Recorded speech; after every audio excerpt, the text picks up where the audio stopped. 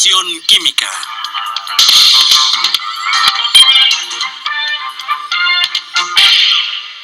Se decía que la Primera Guerra Mundial sería la guerra que acabaría con la guerra. La Gran Guerra fue un terrible periodo de la historia, sin embargo, hubo un gran desarrollo científico, gracias a la guerra que se usó para fines pacíficos. Una base particular en la tecnología de la química fue el proceso de Haber-Bosch, originalmente desarrollado para sintetizar amoníaco para la producción de explosivos. Pero el amoníaco también es el material necesario para la producción de fertilizantes, así que tras la guerra, el proceso de Haber-Bosch encontró un nuevo propósito. Antes de que el amoníaco pudiera producirse artificialmente, se obtenía de fuentes naturales, por ejemplo, las heces de aves encontradas en varias islas de Sudamérica. Gracias al trabajo pionero de Fritz Haber y Carl Bosch, la producción de amoníaco ya no depende de las colonias de aves.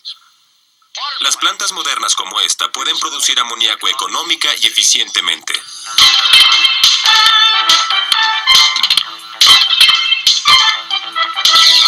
Equilibrio, ácidos y bases en cambios químicos, reacciones opuestas en sistemas de equilibrio.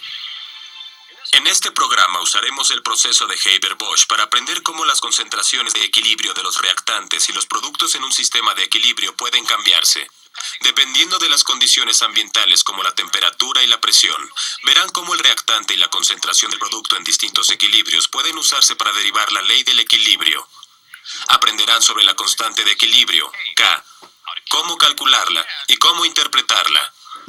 Compararemos varios equilibrios diferentes usando la ley del equilibrio e incluso aprenderán algo sobre las conexiones entre Fritz Haber, el amoníaco y el premio Nobel. Pero antes, es hora de ver cómo se hace el fertilizante. Estamos aquí con Dave de Viridian y él nos va a hablar sobre el proceso de Haber-Bosch. Dave, ¿qué puedes decirnos sobre el proceso de Haber-Bosch? Bueno, Andy, el proceso de Haber-Bosch es aquel que usamos para hacer amoníaco. El amoníaco es el punto inicial de todos los fertilizantes en este sitio. Vendemos obviamente amoníaco como fertilizante, pero también lo convertimos en urea, nitrato de amoníaco, fosfato de amoníaco y varios fertilizantes distintos. Haber fue un químico que trabajando a principios de 1900 descubrió un proceso para hacer amoníaco. El problema es que requería temperaturas sumamente altas y presión muy alta también, y no existía el equipo en aquel tiempo para poder lograr esto de forma comercial. Así que un ingeniero llamado Bosch trabajó con él y juntos obtuvieron el proceso de Haber-Bosch y generaron el equipo comercial que se usa en este campo. La primera planta de producción de amoníaco abrió en 1913. Se usaba para hacer nitrato de amoníaco que se usaba en la producción de explosivos. Tras la guerra, la producción de amoníaco a través del sistema Haber-Bosch fue usada principalmente para hacer fertilizantes. Considerando la importancia de la agricultura en el mundo, es un proceso sumamente importante. El fertilizante se usa para aumentar la producción alimenticia para la producción mundial. Entonces, Dave, ¿cómo convierten el amoníaco en fertilizante? Bueno, Andy, el amoníaco es un fertilizante por sí mismo y cerca del 25% de él se vende a los granjeros y se aplica directamente al campo. Otro 55% más o menos se convierte en otra variedad de fertilizantes. No podemos hablar de todos ellos en el tiempo que tenemos, pero hacemos nitrato de amoníaco y lo hacemos en esas unidades que están detrás de nosotros. El primer paso es hacer ácido nítrico, y para hacerlo hay que oxidar el amoníaco con el aire sobre un catalizador de platino. Así obtenemos óxido nítrico. Después tomamos el óxido nítrico, añadimos más oxígeno del aire. Eso nos da dióxido de nitrógeno y como tercer paso tomamos el dióxido de nitrógeno y le absorbemos el agua y obtenemos ácido nítrico concentrado. Ya que tenemos el concentrado de ácido nítrico a un 57% más o menos, lo pasamos a esta unidad y lo convertimos en nitrato de amoníaco. Ponemos el ácido nítrico en un tanque grande. Burbujeamos más amoníaco a través del fondo de él. Es una neutralización muy exotérmica. Es básicamente una reacción ácida. Ya que mezclamos los dos componentes, se calientan y se evapora mucha agua, lo que nos deja una solución de nitrato de amoníaco a 85%. Dave, sabemos que el nitrato de amoníaco se vende en forma sólida. ¿Cómo lo paso de líquido a sólido?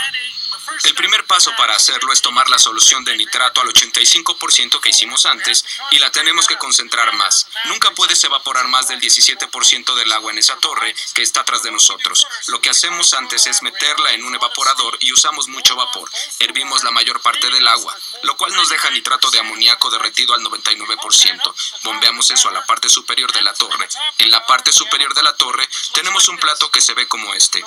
La solución fundida se bombea a través de agujeros en el plato y sale como una cuerda de gotas, como en una regadera, solo que mucho más grande. Las gotas caen a través de la torre. El aire pasa rápidamente hacia ellas. Hay grandes ventiladores en la parte superior que impulsan el aire a lo largo de la torre. Cuando caen se enfrían y solidifican, y lo que quedaba del agua sale de ellas. Así que cuando llegan al fondo están tibias y contienen menos del 0.2% de agua cuando son recuperadas. Gracias, Dave. Luego veremos el sistema de equilibrio nitrógeno-hidrógeno-amoníaco que forma la base del proceso de Haber-Bosch. El desarrollo del proceso para hacer amoníaco fue tan importante que tanto Fritz Haber como Carl Bosch ganaron el Premio Nobel de Química. ¡Cielos! Amoníaco, qué fuerte olor. Es un olor que nunca olvidarán. Los químicos en el siglo XIX invirtieron mucho tiempo en el laboratorio tratando de generar este gas a partir de sus elementos y lo lograron. El problema era que obtenían muy poco amoníaco. No pudieron obtener cantidades significativas del gas.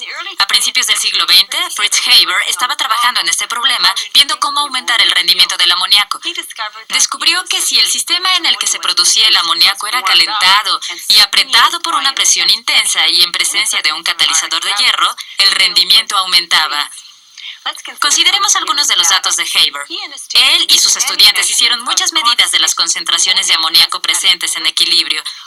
Por ejemplo, a 300 grados Celsius y 300 atmósferas de presión, o sea, 300 veces la presión a nivel del mar, el porcentaje del amoníaco en el sistema de equilibrio es de cerca de 71%.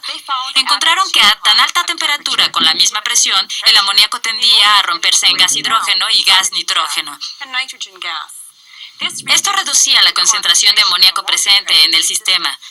Por ejemplo, a las mismas 300 atmósferas de presión, pero a 700 grados Celsius, el porcentaje de amoníaco en un sistema caía del previo 71% a cerca de 7.3%.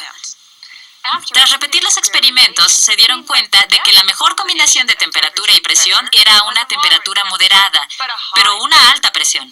A solo 200 grados Celsius y a 1000 atmósferas de presión, el porcentaje de amoníaco subió a 98%.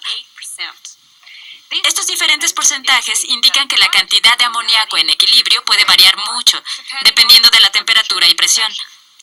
Pero puede verse un patrón en este equilibrio. Y otros. Este patrón es lo que examinaremos en detalle en un momento. Pero antes, un uso para el amoníaco que realmente nos destapará la nariz. Muy bien, arriba, arriba. Sostente. Eso es. Baja ya. 90 kilogramos en la barra. Pero antes de levantar este peso, el atleta debe concentrarse. Para ayudarlos, los levantadores de peso suelen respirar rápidamente sales. El poderoso olor del amoníaco hace que el levantador se enfoque, así que su levantamiento resulta ser más exitoso.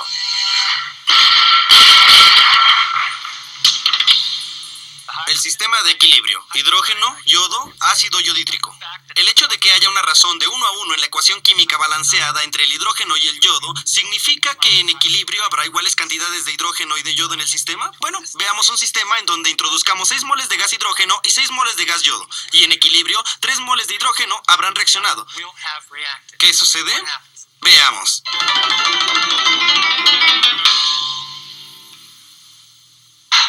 ¿Ya?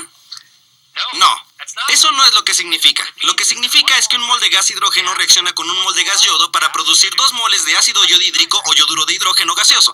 O sea que 3 moles de hidrógeno con 3 moles de yodo nos darán 6 moles de ácido yodhídrico. Esto sucede gracias a la razón. Pero miren lo que pasa: 3 moles de gas hidrógeno y un mol de gas yodo no son iguales. Depende de con qué comencemos. Analicemos el sistema de equilibrio. ¿Podemos? Stephanie, quiero que me ayudes a ver este sistema de equilibrio. Es uno muy común y se llama el sistema de equilibrio hidrógeno-yodo-ácido yodhídrico. Y la razón por la que vamos a estudiarlo es que tengo muchos datos sobre él, como estos. Bueno, sí, tenemos las concentraciones de equilibrio de 3 gases diferentes a través de 5 pruebas. ¿Es cierto? 3 gases diferentes en un sistema de equilibrio. Todo para el mismo sistema. Eso implica las mismas condiciones de temperatura y presión, pero vamos a ver números distintos y sabremos si podemos hallar una relación matemática entre estas concentraciones. Te daré una calculadora y también papel y te pediré que trates de encontrarlo. Puedes encontrar 10 en 10 minutos o nada en 40 días, así que tengo que darte cierta información para ser justos, y se llama la ley de equilibrio. Para una ecuación generalizada de una reacción que representa un equilibrio como este, eso significa que las letras mayúsculas representan las sustancias involucradas en el sistema de equilibrio, y las letras minúsculas representan los coeficientes en la ecuación balanceada de la reacción. La ley de equilibrio dice que K, que es la constante de equilibrio, es igual al producto de las concentraciones de los productos, cada uno elevado al coeficiente que tiene la ecuación balanceada de la reacción, dividido entre el producto de las concentraciones de los reactantes. De nuevo, cada uno elevado al coeficiente de la ecuación de la reacción balanceada. Esto se llama la expresión de la constante de equilibrio. Ahora veamos si podemos generar una de esas expresiones para el equilibrio. Hidrógeno, yodo, ácido yodhídrico. ¿Me ayudarás? Claro. Tomamos la concentración del gas de ácido yodhídrico y la elevamos al cuadrado. Luego la dividimos entre el gas hidrógeno multiplicado por el gas yodo. La concentración del gas hidrógeno y el gas yodo. Sí, bien, ahí lo tienes. Y tenemos que recordar que estas concentraciones son las concentraciones en equilibrio, ¿sí? Ahora, vamos a ver los datos de nuevo. Usaremos los datos de la prueba número 1 y los sustituiremos en esta relación. Ese será el primer paso para ver este patrón del que hemos estado hablando. Sí. La concentración del gas yoduro de hidrógeno es de 0.156 moles por litro al cuadrado, dividido entre el producto de las concentraciones de gas hidrógeno y gas yodo. En este caso son los mismos resultados, y el resultado es 49.4. ¿Qué pasa con las unidades? Se dividen. Sí, se van. Entonces, ¿podrías ayudarme con las otras pruebas? Claro. En realidad, creo que te ayudaré. Tenemos que tomar la constante de equilibrio. Es la del gas ácido yodhídrico. Y hay que subirlo al cuadrado. ¿Correcto? Y dividirlo entre el gas hidrógeno. Concentración. La concentración que se multiplica por la concentración de gas yodo. Correcto, todo esto es la expresión de la constante de equilibrio. Ahora, sustituyamos. La concentración del gas yoduro de hidrógeno es de 0.280 moles por litro. Al cuadrado. La concentración del gas hidrógeno es de 0.0350 moles por litro.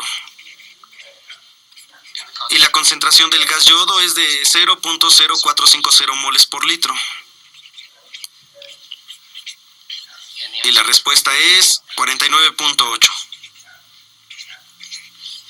Y no hay unidades porque se cancelan.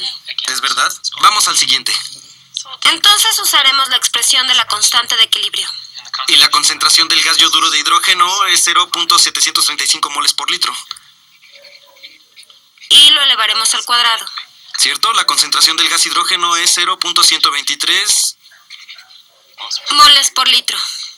y el gas yodo 0.0880 moles por litro.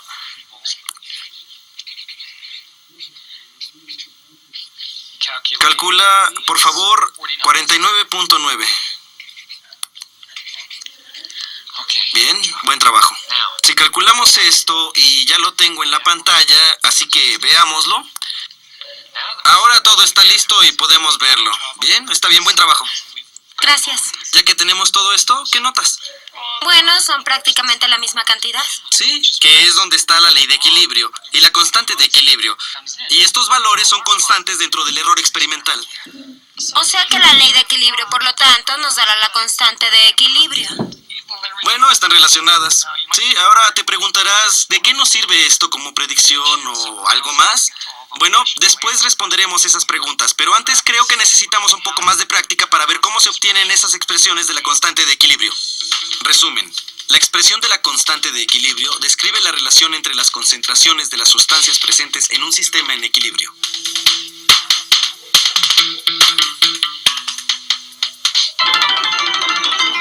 Su té, profesores. ¿Trajo el azúcar?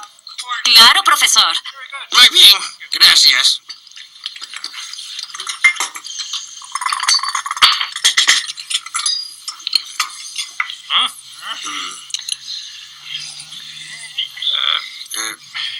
Ya no se va a endulzar más. ¿De qué estás hablando, hombre? Claro que lo hará. Su té ya no se va a endulzar más aunque le siga poniendo azúcar. No se va a volver más dulce. Sí, claro que lo hará. Le añadiré más azúcar. Habrá más colisiones entre solvente y soluto. Por lo tanto, más disolución. Por lo tanto, vas a ver más dulce. Pero Puddleby ya alcanzó la saturación, hombre. Su té está en equilibrio. Si le añade más azúcar, solamente se asentará más azúcar en el fondo de la taza. ¿Ya ve? No solo se aumenta la tasa de disolución, sino también la tasa de cristalización. ¿No entiende? Está en equilibrio. Ambas tazas son iguales. Aquí le mostraré lo que le quiero decir. Su té puede considerarse como un sistema en equilibrio. Sí, ya sé. La sacarosa sólida más agua hace sacarosa disuelta o sacarosa acuosa. ¿Qué quiere decirme entonces? Puddleby. Ya le añadió al menos 15 cucharadas de azúcar a su té. Aproximadamente después de la décima, la tasa de solidificación es igual a la tasa de disolución. Como ve, su té está en equilibrio. No se va a endulzar más. La dulzura, señor, es constante. Ah, como la constante de equilibrio. Le mostraré algo. Enfermera. Enfermera Carter. Sí, profesor Puddleby. Enfermera, quisiera que escuchara esto y viera si le queda claro. Le voy a mostrar un típico sistema de equilibrio. Si ve esto, las letras pequeñas representan los números a balancear en la ecuación de la reacción. Y las letras grandes representan los reactantes y los productos. Voy a usar todo esto para escribir una expresión de la ley de equilibrio para el sistema de equilibrio ácido clorhídrico óxido de fierro 3. Permítame. De acuerdo con la ley de equilibrio, que es la constante de equilibrio es igual al producto de las concentraciones de equilibrio de los productos químicos divididas entre el producto de las concentraciones de equilibrio de los reactantes químicos, donde cada concentración está elevada a la potencia del coeficiente de cada sustancia. Hay que tener en mente que los productos siempre se dividen entre los reactantes, así que aparentemente en este caso la constante de equilibrio es igual al producto de las concentraciones de equilibrio de cada uno de los productos químicos. En este caso, el hierro 3, cloruro y agua, dividido entre el producto de las concentraciones de equilibrio de cada uno de los reactantes, ácido clorhídrico y óxido de fierro 3, donde cada concentración se eleva a la potencia de cada sustancia. En este caso, al cuadrado, al cubo y a la sexta. Pero se le olvidó algo, enfermera. ¿Qué incluimos? ¿Agua líquida y óxido de fierro 3 sólido? Espléndido. Muy bien, enfermera. De acuerdo. Dije aparentemente. El hecho es que la expresión de la ley de equilibrio para la reacción que acabamos de ver no es así. Consideremos el agua líquida. Ahora, la concentración de agua es constante en una solución acuosa, así que se combina con la constante de equilibrio y no aparece en la expresión de la constante de equilibrio. Ese es el punto que trataba de señalar, enfermera. Pero, ¿qué pasa con el óxido de fierro 3 sólido? La concentración de un sólido también se considera una constante. Se combina con la constante de equilibrio y tampoco aparece en la expresión de la ley de equilibrio. Así que lo que obtenemos al final es nuestra expresión de la ley de equilibrio para esa ecuación. ¡Ajá!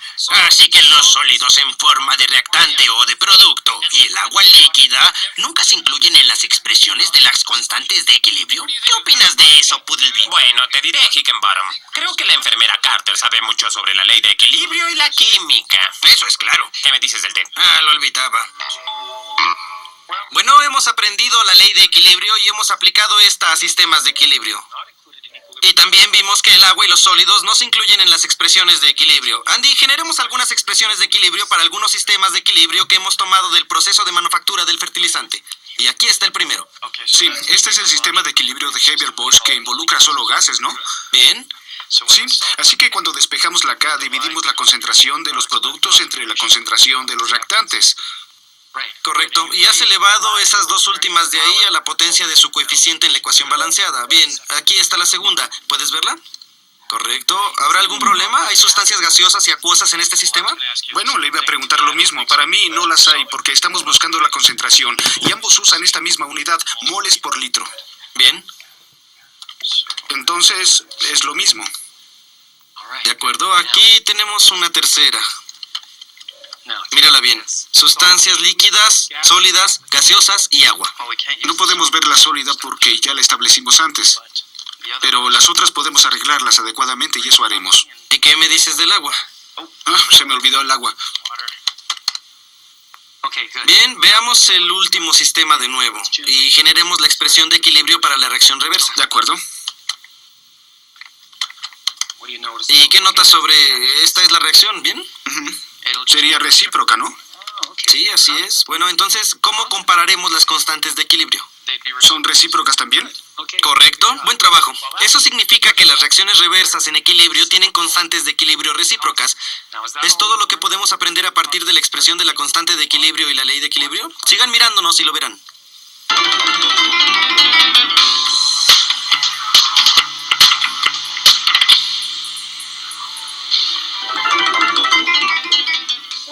¿Qué más podemos aprender sobre las expresiones de la ley de equilibrio y el valor de K?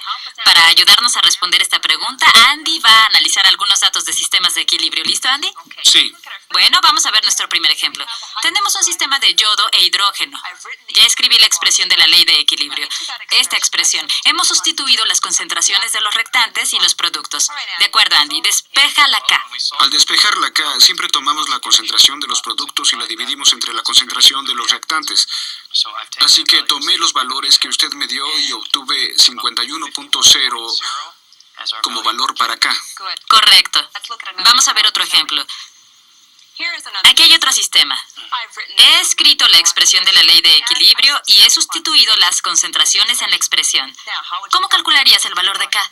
Bueno, en esta hay que recordar que no podemos usar el agua líquida en la ecuación y que el 1.33 por 10 a la menos 3 moles por litro al cuadrado es en realidad la concentración del ion para ambos productos. Así que la respuesta es 1.77 por 10 a la menos 5 moles por litro. Perfecto. Notarás que a veces tenemos unidades, moles por litro, moles cuadrados por litro al cuadrado o ninguna unidad. El valor de K es muy importante y no necesariamente las unidades y a veces ni siquiera usamos unidades aunque las tengamos. Comparemos los dos valores de K. ¿Qué notas? Uno de ellos es muy grande y el otro es muy pequeño. Cierto. Eso es muy importante. Tenemos que obtener las concentraciones de los reactantes en equilibrio y compararlas con las concentraciones de los productos en equilibrio. Examinemos el primer sistema. ¿Qué notas aquí? En el primer sistema, la concentración de los productos es unas 7 veces más grande que la concentración de los reactantes. Muy bien. Por lo tanto, tenemos una K muy grande, ¿cierto? Vamos a ver el siguiente.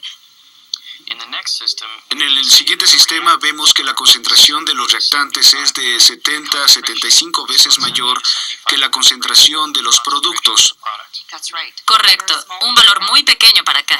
En estos datos, usando esto, ¿qué conclusión puedes obtener?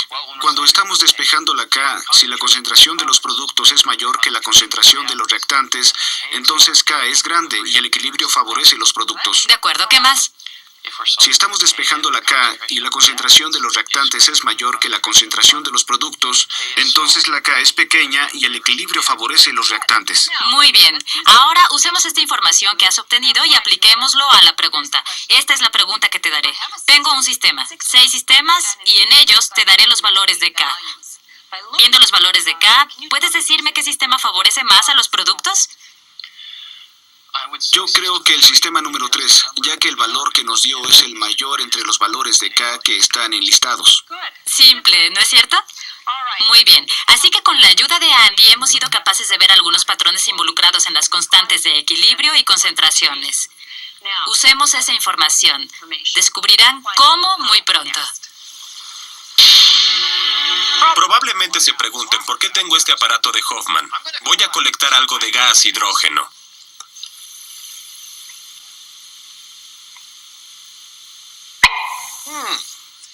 Esta reacción es muy explosiva, como pueden ver. También pensarán que esta reacción se puede dar en un solo sentido. Todos los reactantes se vuelven productos. Pero no, hay equilibrio aquí también. ¿Cómo podemos representar el sistema de oxígeno e hidrógeno en equilibrio? Bueno, ya veremos. En este sistema en equilibrio, que se da después de que el hidrógeno explota, la concentración de los productos es extremadamente alta comparada con la concentración de los reactantes. ¿Qué tan alta?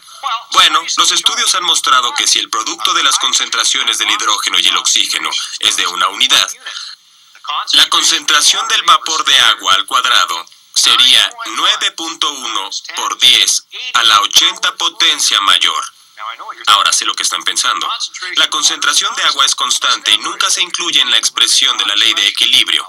Bueno, eso es cierto para el agua líquida. Pero esto es vapor de agua, un gas. Y la concentración de un gas cambia dependiendo del volumen y la presión. Y si cambia, no es constante. Así que la concentración de vapor de agua se incluye en la expresión de la ley de equilibrio. En fin, para este sistema, la única forma en la que el numerador podría ser tan grande en equilibrio es si la concentración de vapor de agua fuera enorme, comparada con las concentraciones hidrógeno y gas oxígeno. Esto significa que la reacción entre hidrógeno y gas oxígeno en equilibrio esencialmente se completa. Los productos son enormemente favorecidos. Un mensaje que descubrimos gracias a la increíblemente grande constante de equilibrio de este sistema. Recuerden, cuanto mayor sea el valor de K, más tiende a completarse la conversión de los reactantes en los productos. Por supuesto, eso significa que la reacción reversa, o sea, la descomposición de vapor de agua en hidrógeno y gas de oxígeno, tendrá un valor de K muy bajo. De hecho, es 1.1 por 10 a la menos 81, o 0.00000. Bueno, ya entendieron. El valor de K para la reacción reversa es la recíproca del valor de K para la reacción hacia adelante. Y un gran valor para K en la reacción hacia adelante indica que hay un valor pequeño para la reacción reversa. Los valores de K que se aproximan a 1 indican que en equilibrio las cantidades de reactantes y productos son casi iguales, o sea que la reacción no está favorecida ni hacia adelante ni hacia atrás en grado significativo. Como ven, la constante de equilibrio K es un valor útil. La magnitud de K nos dice las cantidades relativas de reactantes y de productos en equilibrio.